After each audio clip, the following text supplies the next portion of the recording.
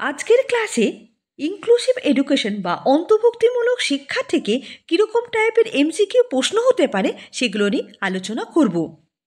আমি এর আগের ক্লাসগুলোতে ইনক্লুসিভ এডুকেশনে বিভিন্ন ভিডিও আপলোড করেছি। তোমরা প্লেলিস্ট থেকে এই সমস্ত ভিডিওগুলো দেখে নিতে পারো। এই ইনক্লুসিভ এডুকেশন তোমাদের স্পেশাল টিচার নিয়োগের ক্ষেত্রে তাছাড়া নেট সেটের ক্ষেত্রে খুবই গুরুত্বপূর্ণ একটা টপিক। তোমরা প্লেলিস্ট থেকে এই ইনক্লুসিভ এডুকেশন রিলেটেড ভিডিওগুলো দেখে নিতে পারো। আর যারা ভিডিওটা প্রথম দেখছো চ্যানেলটা লাইক করো, শেয়ার করো, সাবস্ক্রাইব করো। তাহলে চলো শুরু করা যাক। আজকে ইনক্লুসিভ এডুকেশন থেকে এমসিকিউ টাইপের প্রশ্ন আলোচনা করব।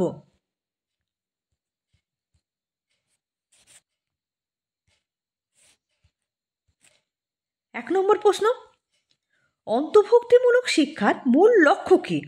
অপশানগুলো কি? এ হলো বিশেষ বিদ্যালয় বাড়ানো, বি হলো সকল শিশুদের জন্য সমান সুযোগ তৈরি করা, সি হলো কেবলমাত্র প্রতিবন্ধী শিক্ষার্থীদের সুযোগ দেওয়া, আর ডি হলো মেধাবী শিশুদের আলাদা সুযোগ দেওয়া।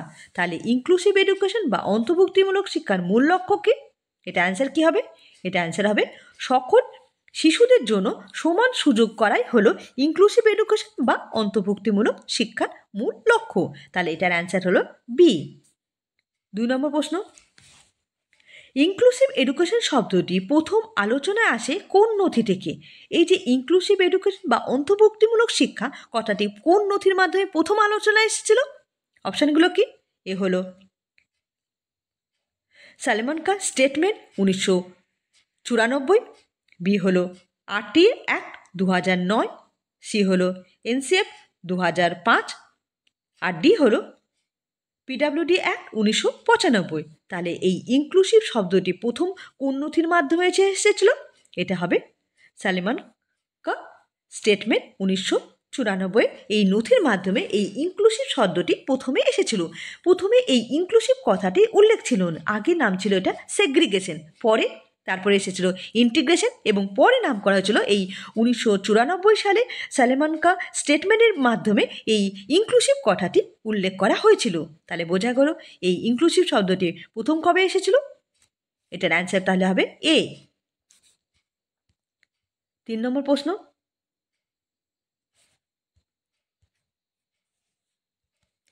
এডুকেশন ফর অল ধারণাটি কোন নীতির সঙ্গে যুক্ত? এই এডুকেশন ফর অল ধারণাটি কোন নীতির সঙ্গে যুক্ত? অপশানগুলো কি? এ হলো সেগ্রিগেশন, বি হলো ইন্টিগ্রেশন, সি হলো ইনক্লুসিভ এডুকেশন, আর ডি হলো স্পেশাল এডুকেশন। তাহলে এডুকেশন ফর অল এই ধারণাটি কোন নীতির সঙ্গে যুক্ত? এটা অ্যান্সার হবে ইনক্লুসিভ এডুকেশন। এটা অ্যান্সার হবে সি। 4 নম্বর প্রশ্ন, অন্তর্ভুক্তিমূলক শ্রেণীকক্ষ মানে ইনক্লুসিভ ক্লাসরুম বৈশিষ্ট্য কী? এর একটা বৈশিষ্ট্য, এই যে ইনক্লুসিভ এডুকেশন বা অন্তর্ভুক্তিমূলক শ্রেণীকক্ষের একটা বৈশিষ্ট্য। অপশানগুলো কি? এ হলো একই ধরনের শিক্ষার্থী, বি হলো বৈচিত্র্যময় শিক্ষার্থী, সি হলো শুধুমাত্র মেধাবী শিক্ষার্থী, এবং ডি হলো পড়াশোনায় দুর্বল শিক্ষার্থী। তাহলে ইনক্লুসিভ এডুকেশনের প্রধান বৈশিষ্ট্য কি?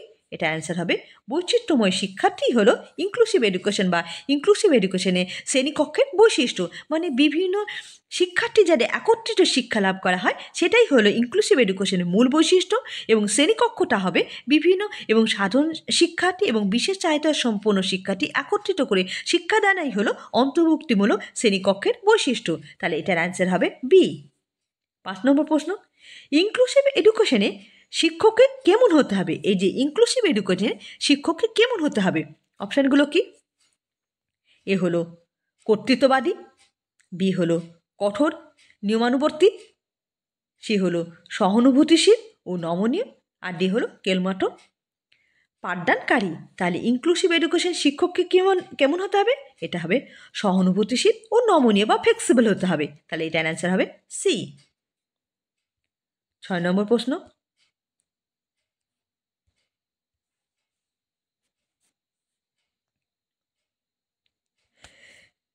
ইউনিভার্সাল ডিজাইন ফর লার্নিং মানে ইউডিএল কি?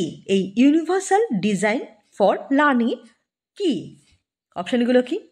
এ হলো বিশেষ শিক্ষার্থীর জন্য ব্যবস্থা, বি হলো শুধু পাঠ্যসূচি পরিবর্তন, সি হলো কেলমাত্র আইসিটি ভিত্তিক পদ্ধতি এবং ডি হলো সকলের জন্য শিক্ষাদান পদ্ধতি। তাহলে ইউনিভার্সাল ডিজাইন ফর লার্নিং কি? তাহলে কি এটা উত্তর কী হবে? এটাই হবে সকলের জন্য শিক্ষাদানের পদ্ধতি হলো ইউনিভার্সাল ডিজাইন ফর লার্নিং, মানে ইউডিএল। এটা অ্যান্সার তাহলে ডি। 7 নম্বর প্রশ্ন, আইইপি মানে ইউনিভার্সালাইজ এডুকেশন প্রোগ্রাম সাধারণত কার জন্য হয়? অপশানগুলো কি? এ হলো সব শিশুদের জন্য, বি হলো গৃহশিক্ষার জন্য, সি হলো বিশেষ চাহিদা সম্পন্ন শিক্ষার্থীর জন্য এবং ডি হলো মেধাবী শিক্ষার্থীর জন্য। তাহলে আইইপি মানে ইউনিভার্সালাইজ এডুকেশন প্রোগ্রাম কার জন্য তৈরি করা হয়? এটা অ্যান্সার হবে বিশেষ চাহিদা সম্পন্ন শিক্ষার্থীর জন্য। তাহলে এটার অ্যান্সার হলো সি। 8 নম্বর প্রশ্ন,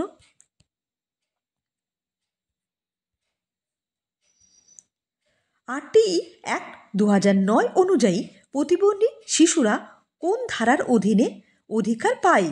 এই আরটিআই অ্যাক্ট 2009 অনুযায়ী প্রতিবন্ধী শিশুরা কোন ধারার অধীনে অধিকার পায়? অপশানগুলো কি? এ হলো আর্টিকেল 2, বি হলো আর্টিকেল 3, সি হলো আর্টিকেল 4 এবং ডি হলো আর্টিকেল 8। তাহলে আরটিআই অ্যাক্ট অনুযায়ী প্রতিবন্ধী শিশুরা কোন ধারার অনুযায়ী অধিকার পায়? এটা হবে ধারা 4। এটা অ্যান্সার হবে সি।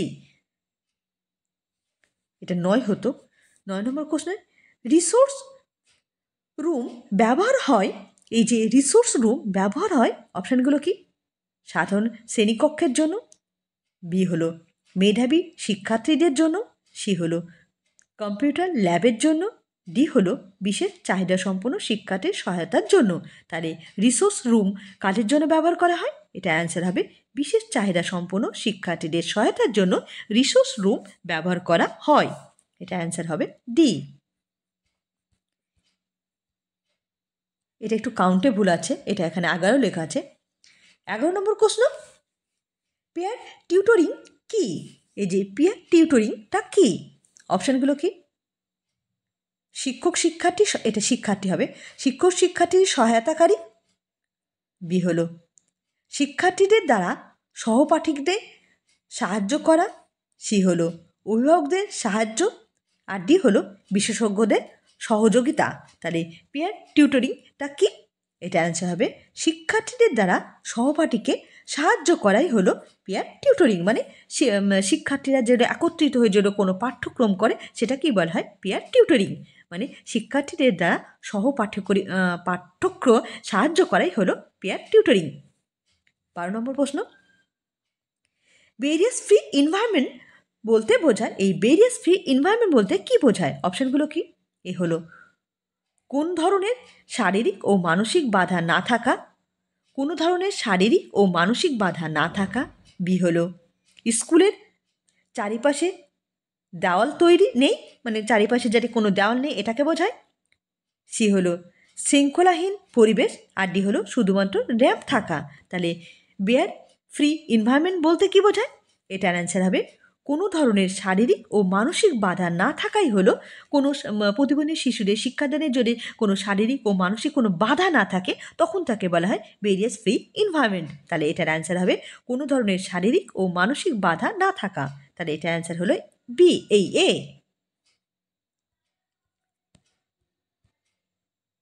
13 নম্বর প্রশ্ন, সালেমানকা স্টেটমেন্ট কোন বছর গৃহীত হয়? এই যে সালেমানকা স্টেটমেন্ট, প্রথম যে ইনক্লুসিভ এডুকেশন শব্দটি কিসে এসেছিল? সালেমানকা স্টেটমেন্টের মাধ্যমে প্রথম ইনক্লুসিভ শব্দটি ব্যবহার করা হয়েছিল। এটা কত সালে গৃহীত হয়েছিল? এ হলো 1986 সালে, বি হলো 2000 সালে, সি হলো 1995 সালে আর ডি হলো 1994 সালে।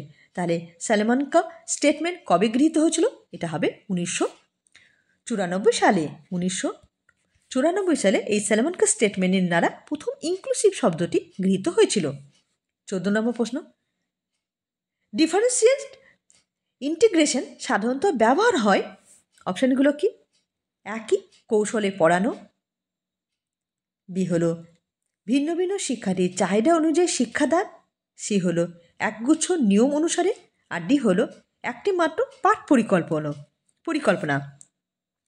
তাহলে ডিফারেন্সিয়েট ইন্টিগ্রেশন সাধারণত ব্যবহার হয় ভিন্ন ভিন্ন শিক্ষার্থীদের চাহিদা অনুযায়ী শিক্ষাদান করে, বিভিন্ন শিক্ষার্থীদের চাহিদা অনুযায়ী শিক্ষা দেওয়া হয়, কাকে বলা হয় ডিফারেন্সিয়েট ইন্টিগ্রেশন। এটা অ্যান্সার তাহলে বি। 4 নম্বর প্রশ্ন, ইনক্লুসিভ এডুকেশন এ সবচেয়ে বেশি গুরুত্ব দেওয়া হয়, এই যে ইনক্লুসিভ এডুকেশনে সবচেয়ে বেশি গুরুত্ব দেওয়া হয়, অপশানগুলো কি? এ হলো প্রতিযোগিতা, বি হলো শাস্তি, সি হলো বাছাই করা, আর ডি হলো সহযোগিতা। তাহলে ইনক্লুসিভ এডুকেশনে সবচেয়ে বেশি গুরুত্ব কিসে দেওয়া হয়? এটা হলো সহযোগিতা করা। সহযোগিতার উপরই ইনক্লুসিভ এডুকেশন বা অন্তর্ভুক্তিমূলক শিক্ষা বেশি গুরুত্ব দেয়। তাহলে এটা অ্যান্সার হবে ডি। 16 নম্বর প্রশ্ন, ইকুয়ালিটি বলতে ইনক্লুসিভ এডুকেশনে কী বোঝায়? এই ইকুইটি বলতে ইনক্লুসিভ এডুকেশনে কী বোঝায়? অপশানগুলো কি? এ হলো সকলকে একই জিনিস দেওয়া, বি হলো প্রত্যেককে তার প্রয়োজন অনুযায়ী সহায়তা করা, সি হলো কেবলমাত্র মেধাবীদের সহায়তা করা, আর ডি হলো কেবলমাত্র অর্থনৈতিক সহায়তা। তাহলে ইকুইটি বলতে কী বোঝায়? এটা অ্যান্সার হবে প্রত্যেকে তার প্রয়োজন অনুযায়ী সহায়তা করাই হলো equity.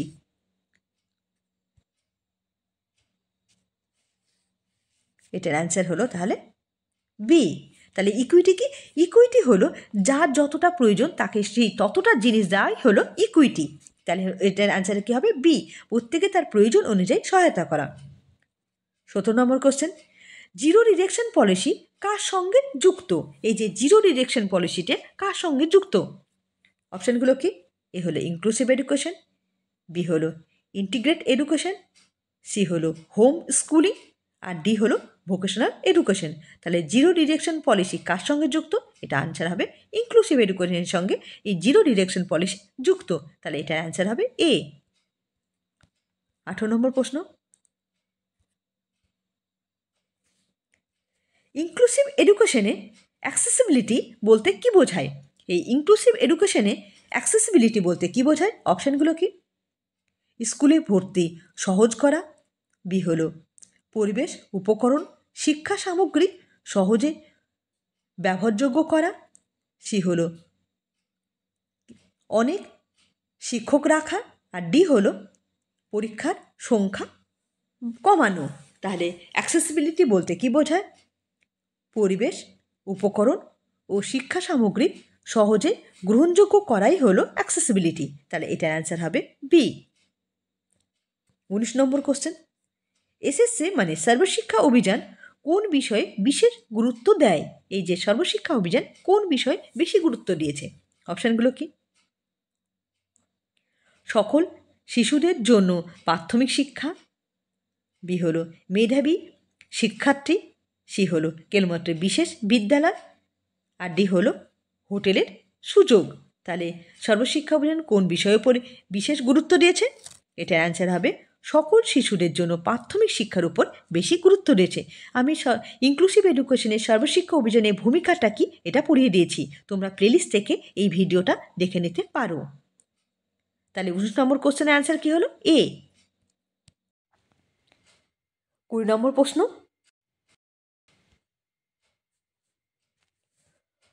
No child left behind নীতি কোন ধরনের শিক্ষাকে সমর্থন করে?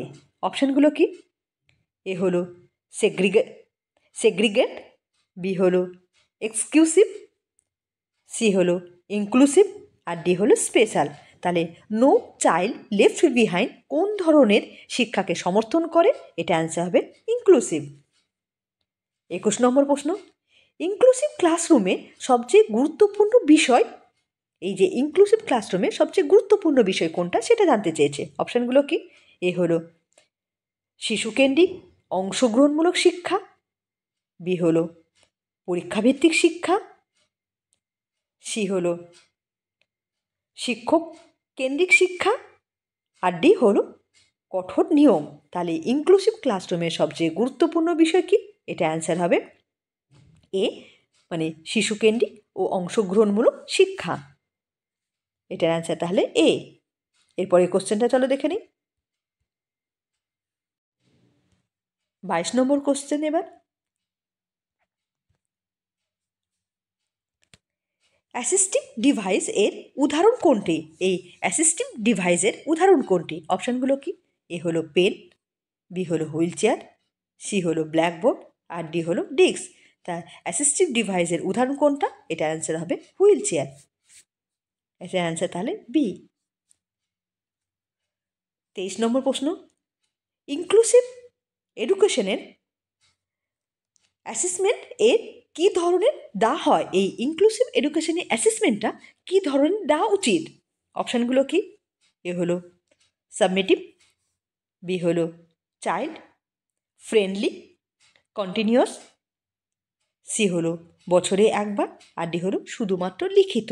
তাহলে ইনক্লুসিভ এডুকেশনের অ্যাসেসমেন্টটা কী রকমের করা উচিত? এটা হবে চাইল্ড ফ্রেন্ডলি ও কন্টিনিউয়াস করা উচিত, মানে ফর্মেটিভ এভুলেশন। এটার অ্যান্সার তাহলে বি।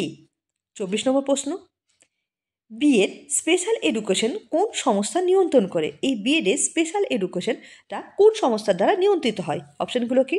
এ হলো আরসিআই মানে rehabilitation council of India, B হলো ইউজিসি, সি হলো এনসিটি, আর ডি হলো এআইসিটিই। তাহলে স্পেশাল এডুকেশনে মানে বিএডে স্পেশাল এডুকেশন কোন সংস্থার দ্বারা নিয়ন্ত্রিত হয়? এটা অ্যান্সার হবে আরসিআই মানে রিহ্যাবিলিটেশন কাউন্সিল অফ ইন্ডিয়া দ্বারা নিয়ন্ত্রিত হয়। এটা অ্যান্সার হলো তাহলে এ। আমি আরসিআই পড়িয়ে দিয়েছি, তোমরা প্লেলিস্ট থেকে এই আরসিআই মানে রিহ্যাবিলিটেশন কাউন্সিল অফ ইন্ডিয়া তোমরা দেখে নিতে পারো। 25 নম্বর প্রশ্ন,